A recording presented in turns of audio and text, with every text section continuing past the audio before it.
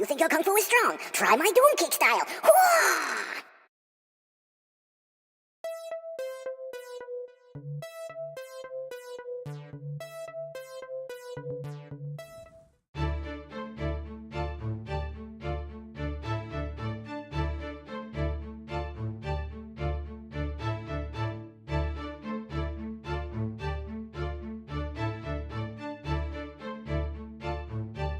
Alright, we're back again. Still talking about some of the other artists involved in making these things as awesome as they are. Thank you. Yeah, so we were just talking about Tyke. Yep. And the this is actually pretty funny. He was like, yeah, man, we just started talking about the flexors. Yep. And how, a lot of people weren't digging him at the very beginning. And, Yep. and Tyke was like, well, I'll definitely get him, but I'm not 100% sure. I think I'm just going to use the heads from him. Because Yep. he just, I said, dude, believe me, when you see these, I'm sure that you're going to like them. So we showed a test when my mom sculpted, right? Yep. And I knew it was going to 3D, and we're going to actually have to break the, So in order for it to have all the flexibility that it has, we wanted to make sure that, there's a lot of things that's going to happen, because it has to have that cutout part. Yep. So the figure that you're seeing was like this originally, and now it's like this. It's just my phone just singing right. to me. Yeah. So basically, with the flexor figures, we wanted to do all this different stuff with it. So when Tyke actually went to see the actual flexors, he's like, dude, I'm definitely in. I love those figures. That's awesome. I'm not just going to use them for the heads now. Yeah. You know what I mean? So Yep. I thought that was cool. And it kind of made me happy on that end too. Yep. It's like, okay, so now I'm hitting the mark what everybody wants to see. I said this before, I'll say it again. You hear bendies, you think thin, Correct. just crappy from the old 80s, 70s days. But these guys are chunks, and they got muscles, and they pose good, and they're just awesome. We wanted to have a combination of nostalgia. You wanted to slap this thing with so much nostalgia when you're looking at it. The muscular bodies, you know what I mean? You can bend them any which way you want, and it has a pose to it and a look to it Yep. that's recognizable. So Yep. you're gonna look at it, you're gonna go, oh my god, I gotta have this. Yep. And even the back muscle structure, all the way down to just the way it poses, and it's soft and it's Yep. yeah. So that's what I wanted, is to bring something like this and make it ultra limited. Yep. So just like the original stuff, you're not gonna be able to. Obviously they won't last very long, and that's what I'm kind of looking at. Yep. It's we've talked to a few retailers already, and they want them immediately. Yep. And I said to myself, well, I want to make sure that I'm able to get the fans involved. So once that's done, then we're going to talk to the bigger picture. But at the moment, with those, there's such a limited production. The same thing goes to the slime drones. There's such a limited production of them that we want to be able to get the people that want them, first, and then we're going to go from there. Now, don't get me wrong.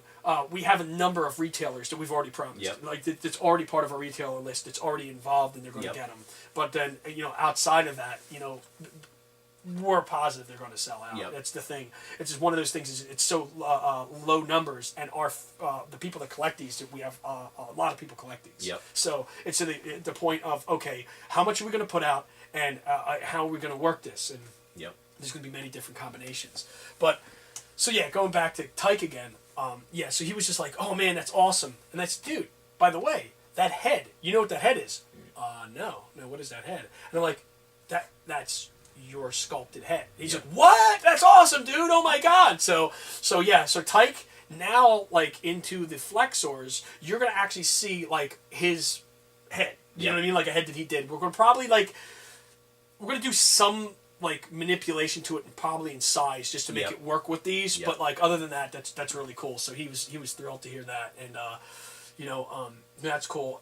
And who else? So he did the base Cyclops head too. And my mom actually just surprised me again. She goes, "Well, if you're gonna do a Cyclops, see, I already did the body. Let me just go ahead and do some stuff over it." And she did it, and I came back and I'm like I was just blown away by that. I just couldn't believe what that looked like. This is really awesome.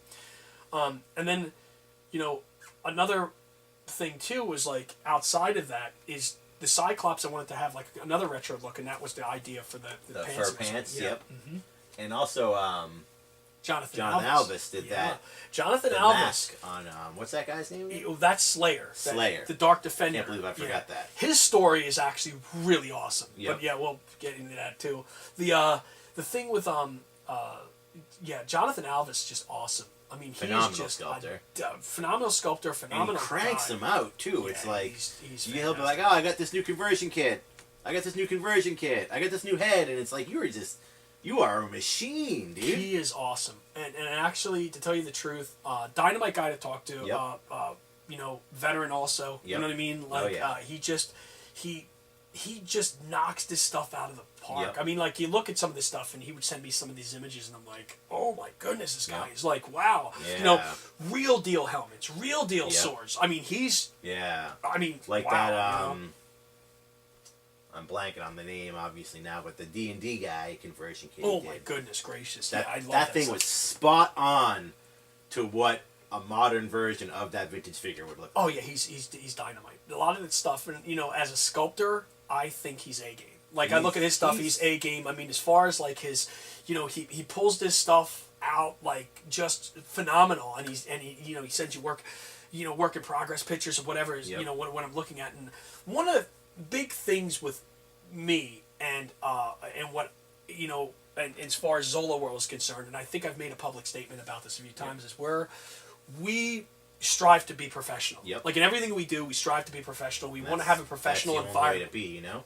Yes. I mean, you're dealing with toys, but it can't all be fun and games. You gotta act professional. 100%. Yes. And there's certain things, you know, that we try to, you know, keep moving forward, and you know, we want to have a professional environment. So anybody that comes in and wants to do something and wants to work and do something like this, like people like Jonathan Alvis, are a hell of a professional. I mean, stuff that he does professional.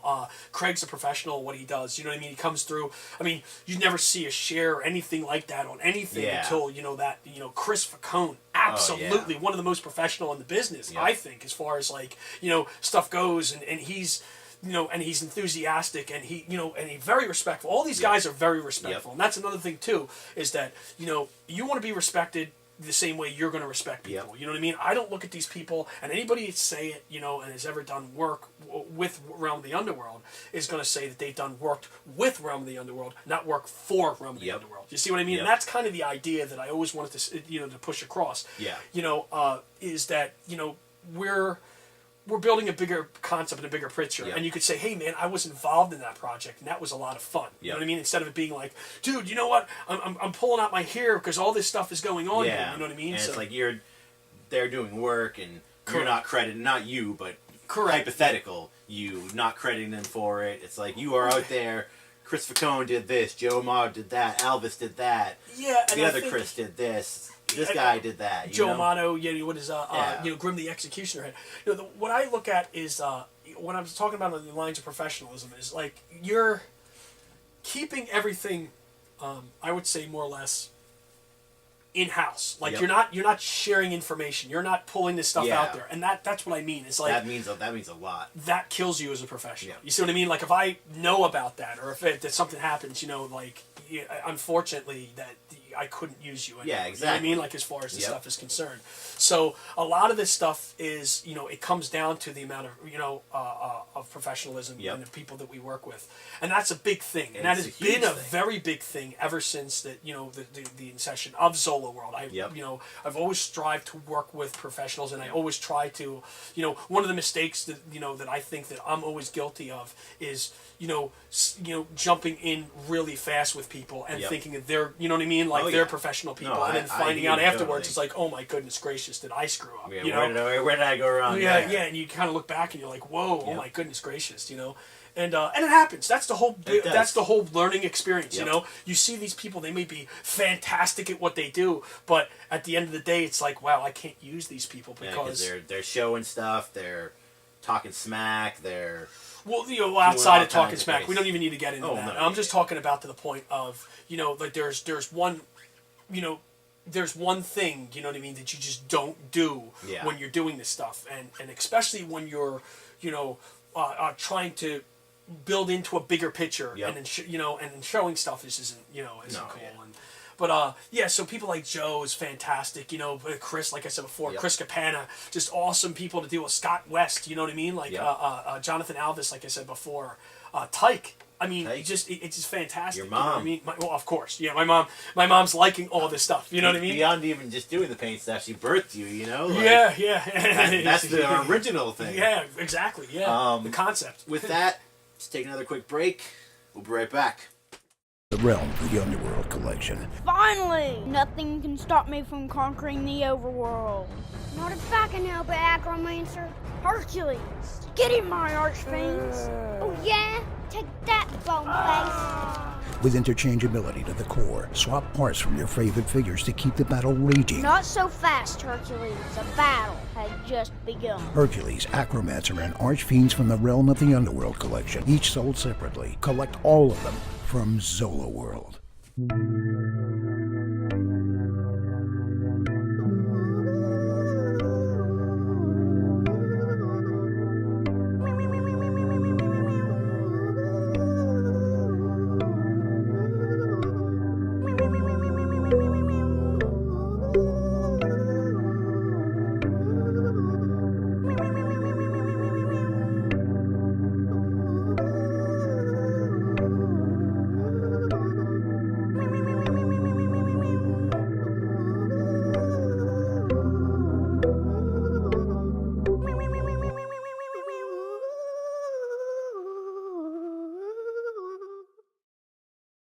Not so fast, Hercules. The battle had just begun.